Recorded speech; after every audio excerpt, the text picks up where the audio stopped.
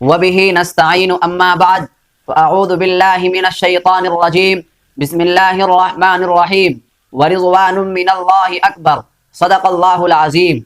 معزز ناظرین باتمکین اور عزیز دوستو، السلام علیکم ورحمۃ اللہ وبرکاتہ۔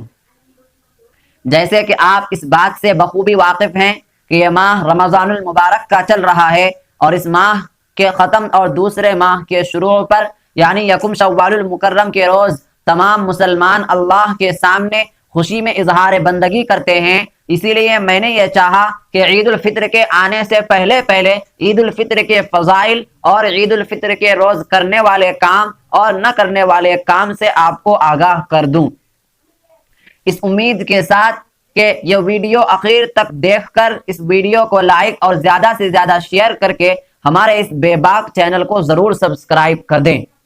معزز ناظرین، اسلام ایک ایسا مبارک دین اور مذہب ہے جس کی مذہبی تعلیمات لہو و لعب سے کوسوں دور ہے۔ چنانچہ اسلامی شریعت نے جہاں انسانی فطرت کا لحاظ کرتے ہوئے اپنے متبعین کے لیے سال میں 2 دن عید کے نام پر خوشی و مسرت کے لیے تجویز کیے ہیں، وہیں ان میں پرعظمت عبادت یعنی دوگانہ نماز عید واجب کر کے خوشی کے جذبات کے ساتھ معرفت خداوندی اور شکر نعمت جیسے واجبات کی طرف بھی توجہ دلائی ہے۔ عید محض مذہبی تہوار نہیں بلکہ انعامات خداوندی کی شکر گزاری کا دن ہے۔ عید کھیل کود کا دن نہیں بلکہ خدا کی معرفت حاصل کرنے کا دن ہے۔ وہ منظر بڑا خوش نما اور عبرت آموز ہوتا ہے جب ایک ہی دن، ایک وقت، ایک ہی انداز میں اور ایک ہی جذبہ کے ساتھ دنیا کے قریہ قریہ، چپا چپا، شہر در شہر، مسجدوں میں، میدانوں میں، سڑکوں میں، عید گاہوں میں سینکڑوں نہیں، ہزاروں نہیں، لاکھ نہیں، کروڑ نہیں بلکہ کروڑہ کروڑ فرزندان توحید بارگاہ ایزدی میں سجدہ ریز ہو کر نہ صرف جذبہ عبدیت کا اظہار کرتے ہیں بلکہ اسلامی اخوت کی بھی شاندار مثال پیش کرتے ہیں۔ جب اجلے اجلے لباس پہنے بچے، بوڑھے اور جوان عید کی خوشیاں مناتے اور اپنے پروردگار کی تسبیح و تحمید میں مشغول نظر آتے ہیں تو دیکھنے والے صاحب ایمان کا دل عظمت ایزدی سے سرشار اور روح ایمانی سے سرور سے مسرور ہو جاتی ہے۔ رحمت کے فرشتے آسمان سے نازل ہوتے ہیں، بڑے بڑے مجامع میں عاجزی و انکساری اور تضرع و زاری کے ساتھ دعا کے لیے اٹھنے والے ہاتھ رحمت خداوندی کے بے پایان نزول کا سبب بن جاتے ہیں۔ یہی نہیں بلکہ عید کی رات بھی اسلام کی متبرک ترین راتوں میں شمار ہوتی ہے۔ اس رات میں اللہ تعالی اپنے مقبول بندوں کو انعامات سے سرفراز کرتا ہے، اسی لیے اس کو انعامات کی رات کہا جاتا ہے۔ عارفین کے لیے یہ رات مسرت کا ابدی پیغام اور وصال محبوب کا عنوان بن کر آتی ہے۔ وہ انعامات خداوندی کے حصول کے لیے راتوں رات بارگاہ ایزدی میں حاضر رہ کر سربستہ راز و نیاز میں مشغول رہتے ہیں اور بیش از بیش رحمت خداوندی کے مستحق بنتے ہیں۔ دنیا کی قوموں کا یہ طریقہ ہے کہ وہ اپنے تہوار اور خوشی کے دنوں میں لہو و لعب، ناچ گانے، شراب نوشی اور تفریحات کو پسند کرتے ہیں۔ اگلے پچھلے رنج و غم اور مصائب کو بھول کر وقتی خوشی میں ایسے شرسار ہو جاتے ہیں کہ انہیں اپنی صدا ہی نہیں رہتی۔ ہم اپنے برادران وطن میں ہولی اور دیوالی کے موقع پر ایسے مناظر بکثرت دیکھتے رہتے ہیں۔ اسی طرح عیسائیوں کے یہاں جب کرسمس کا دن آتا ہے تو وہ ہر طرح کے معاصی اور منکرات میں مبتلا ہو کر اظہار مسرت کرتے ہیں۔ یہی دستور زمانہ جاہلیت میں بھی رائج تھا۔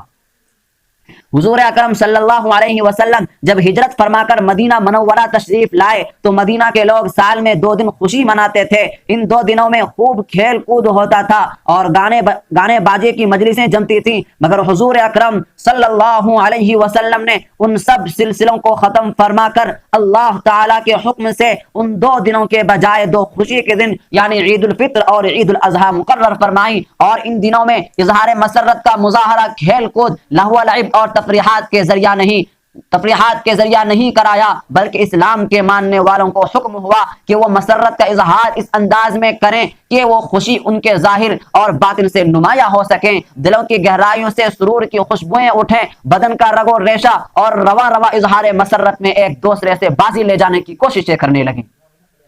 ایسی لازوال خوشی کے حصول اور اس کے اظہار کا صرف ایک ہی طریقہ ہے، اور وہ یہ ہے کہ انسان جس رب کائنات کا بندہ ہے وہ اس بندہ نواز کے سامنے اپنی بندگی کا اظہار کر کے اس کی خوشنودی کا مستحق بن جائے۔ ظاہر ہے کہ جس بندے کا آقا اس سے خوش ہو جائے، اس بندے کے لیے اس سے بڑھ کر اور کیا خوشی ہو سکتی ہے۔ اسی لیے قرآن کریم میں فرمایا گیا وَرِضْوَانٌ مِّنَ اللَّهِ اکبر، ترجمہ اللہ کی طرف سے خوشنودی سب سے بڑی نعمت ہے۔ اسی بنا پر اللہ تعالیٰ نے اہل ایمان کے لیے خوشی کے دنوں میں اظہار بندگی کا حکم دے کر شکرانہ کے طور پر 2 گانا ادا کرنے کی تاکید فرمائی ہے۔ یہی عید کی اصل روح ہے۔ بقیہ جو لوازمات ہیں، مثلا نہانا دھونا، خوشبو لگانا، نئے کپڑے پہننا، بشاشت ظاہر کرنا وغیرہ وغیرہ، وہ ساری چیزیں ضمنی ہیں۔ آج کے دن کا اصل کام یہ ہے کہ بندہ اپنے عمل سے ظاہر کر دے کہ وہ واقعی اپنے رب کائنات کا فرما بردار ہے اور اطاعت گزار ہے، اور ایسے ہی بندے کو آج در حقیقت خوشی منانے کا حق ہے۔ اللہ عز و جل سے دعا ہے کہ اللہ تعالی ہمیں مذکورہ باتوں پر عامل بنائیں اور اس خوشی کے موقع پر اغیار کے تہوار جیسے حرکات کو نقل کرنے سے بچائیں۔ آمین ثم آمین یا رب العالمین، وآخر دعوانا ان الحمد للہ رب العالمین۔